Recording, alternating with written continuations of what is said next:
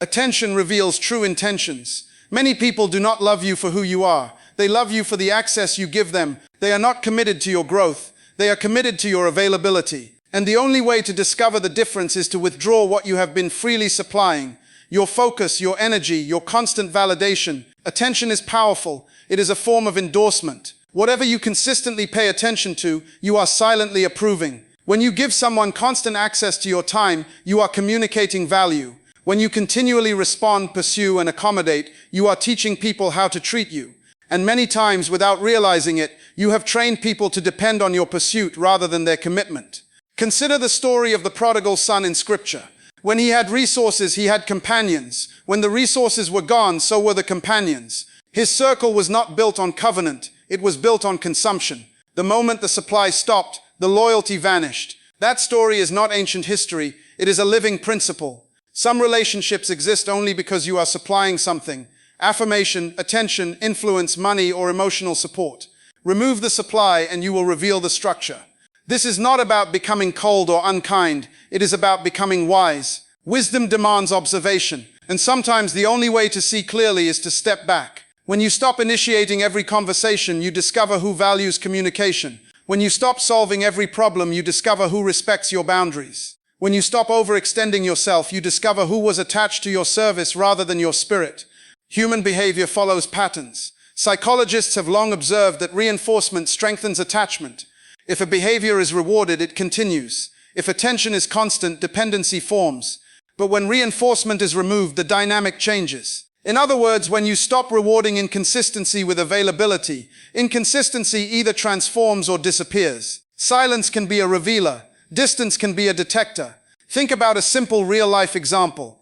There is a young professional who always organized outings, initiated calls, and checked in with friends.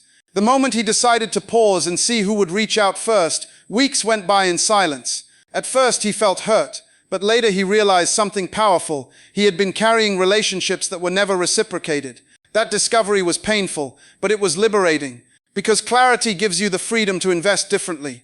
You must understand this: not everyone assigned to your life is aligned with your destiny. Some people are seasonal, some are situational, and some are merely spectators benefiting from your generosity. The problem arises when you confuse presence with purpose. Just because someone is around you does not mean they are for you. When you withdraw attention, you are not punishing people, you are testing authenticity. Genuine relationships do not collapse under reduced attention. They adjust, they reciprocate, they pursue. Authentic loyalty does not require constant chasing. It is sustained by mutual respect and shared vision. There is also a deeper dimension to this principle. When you constantly give attention outward, you often neglect inward development. Many people are drained because they are overinvested in external validation. You answer every message immediately. You respond to every criticism defensively. You try to satisfy every expectation, and in the process you abandon your own growth. Imagine if you redirected even half of that attention towards self-development. Reading, learning, building, reflecting, growing spiritually. The same energy that sustains shallow connections could build deep capacity within you. Attention is creative force. When misplaced, it depletes. When properly directed, it multiplies. There is a reason boundaries are powerful. Boundaries are not walls, they are filters. They protect your focus, and focus determines fulfillment. When you remove unnecessary attention, you create space for purposeful relationships. You create room for people who value you without constant persuasion. You open the door for connections that are built on alignment rather than convenience. Do not fear what disappears when you step back. Fear what remains when you never do. Because if you never withdraw attention, you may spend years surrounded by noise but starving for authenticity. The courage to step back requires security. It requires understanding your worth. When you know your value, you do not chase acknowledgement. When you understand your purpose, you do not beg for presence. You recognize that the right people do not need constant reminders to remain. So dare to observe, dare to pause, dare to let silence speak. Because when you remove your attention, truth surfaces. And truth, even when uncomfortable, is the beginning of freedom. What you ignore loses power. That is not merely a motivational phrase, it is a law of life. Many of the battles exhausting you today are alive because you keep feeding them with your focus. Every argument you revisit in your mind, every insult you replay in your memory, every critic you answer repeatedly, you are supplying oxygen to something that would have died if left alone. Fire cannot survive without air. Remove the oxygen and the flames surrender. In the same way, negativity cannot survive without your participation. Drama needs an audience. Conflict needs engagement. Toxicity needs reaction. When you respond emotionally to every provocation, you validate the behavior. You give it importance. You announce that it deserves your time. Behavioral psychology has demonstrated for decades that attention reinforces behavior. When a child throws a tantrum and receives attention, even negative attention, the behavior often increases. Why? Because attention is a reward. Researchers studying operant conditioning, pioneered by B. Skinner, observed that behaviors followed by reinforcement are more likely to be repeated. In simple terms, what you reward continues. Now apply that principle to your daily life. When someone constantly criticizes you and you respond with lengthy defenses, you are rewarding the critic with significance. When a coworker spreads gossip and you confront every rumor publicly, you amplify it. When someone provokes you online and you answer every comment, you extend the lifespan of the negativity. You must understand, not every battle requires your presence. Not every voice deserves your response. Silence is not weakness, it is strategy.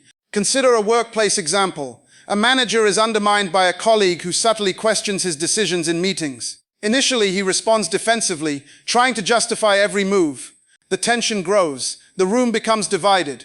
Then he changes his approach. He stops reacting emotionally. He presents his plans with clarity and moves forward without engaging in side debates. He allows performance to speak. Over time, the colleague's attempts lose traction because there is no fuel. The team begins to see the contrast between quiet confidence and noisy insecurity. What happened? The manager removed reinforcement. There is a profound difference between responsibility and reaction. Responsibility means addressing what truly demands your intervention. Reaction means responding impulsively to everything that touches your emotions. Mature leadership, whether in your home, your career, or your personal life, requires discernment. You must ask yourself, is this worthy of my focus? Is this aligned with my purpose? Even in relationships, this principle holds power. Some people test your boundaries simply to measure your tolerance. When every disrespect is tolerated with explanation and accommodation, the behavior escalates. But when unhealthy behavior is met with calm withdrawal instead of emotional engagement, the dynamic shifts. You are communicating value without speaking a word. Neuroscience also supports this truth. The brain strengthens pathways that are repeatedly activated. If you constantly focus on offense, resentment, or anxiety, those neural circuits become dominant. But when you deliberately shift attention towards solutions, gratitude, and purpose, you weaken the old patterns. Over time, what you ignore neurologically begins to fade. Think about how social media operates. Algorithms amplify what receives engagement. Posts that generate reactions, especially outrage, are promoted further. The system feeds on attention. Remove engagement, and visibility decreases. Your mind works in a similar way. Engage negativity repeatedly, and it becomes prominent. Withdraw attention, and it loses prominence. This does not mean ignoring injustice or avoiding necessary confrontation. It means refusing to entertain distractions that derail your destiny. There is a difference between addressing a problem and becoming consumed by it. One is purposeful, the other is draining. Many of you are tired not because life is heavy, but because you are carrying unnecessary conflicts. You are arguing with people who are committed to misunderstanding you. You are trying to correct individuals who are committed to distortion. And in doing so, you are spending precious emotional energy that could be invested in growth. Imagine what would happen if you redirected that energy. Instead of defending yourself repeatedly, you develop your skills. Instead of replying to every negative comment, you refine your craft. Instead of obsessing over who dislikes you, you concentrate on who you are becoming. When you refuse to feed something, it must either transform or starve, and often it starves. Power is not always loud. Sometimes power is the discipline to remain focused when distractions shout for attention. Sometimes power is walking past an insult because your vision is larger than the voice. Sometimes power is choosing productivity over provocation. You were not designed to be controlled by every external stimulus. You were created with the capacity to choose your focus, and that choice determines your strength. So examine your life carefully. Identify the fires you have been unintentionally fueling.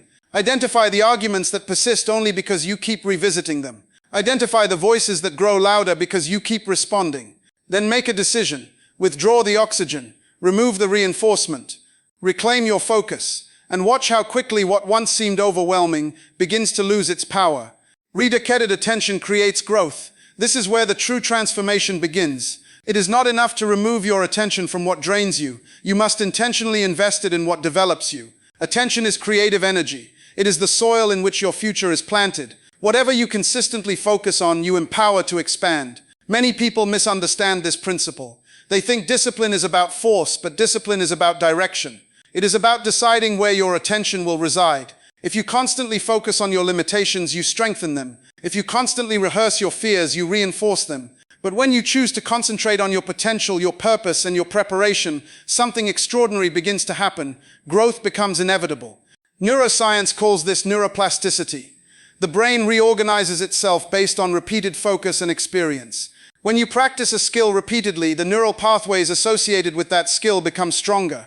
When you dwell on negativity repeatedly, those pathways strengthen as well. In other words, your mind grows in the direction of your attention. You are lit